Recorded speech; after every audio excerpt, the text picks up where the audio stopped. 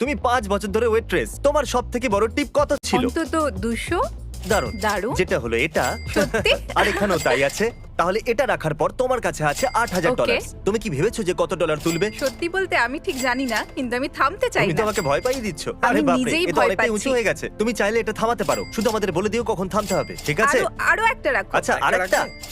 এই নাও। ও, Oh তুমি God. একটা বলতে তিনটে বোঝাচ্ছিলে। আরো একটা ও রাখছি। মাই গড। থামো, থামো, থামো, থামো, থেমে যাও, আর দিও না, প্লিজ, থেমে যাও, প্লিজ। দারুণ, ও থামতে বলেছে, অনেক হয়ে গেছে। আর যখন আমরা এটা করছিলাম, এর কো-ওয়ার্কার্স কিচেন থেকে দেখছিল, আর আমার ওদের জন্য খারাপ লাগলো, তাই আমি ওদের ইনভাইট করলাম আমার ওয়্যার হাউসে। আর সারপ্রাইজিংলি ওরা আমার সাথে চলে এলো। অচেনাদের সাথে কত যাবে না বাচ্চারা। 1 মিনিটের মধ্যে যত ডলার ভরতে পারবে ততই বাড়ি নিয়ে যাবে। কি দারুণ Yes. ব্যাপার, আসলে আমি 58, এটাই চাইছিলাম। 57, 56, এবার 55 সেকেন্ড বাকি আছে। এরা তো লাফিয়ে বললো, এটা বেশ মজার। আমি এদের সাথে 5 মিনিট আগেই দেখা করেছি, আর এরা এখন এটা করছে।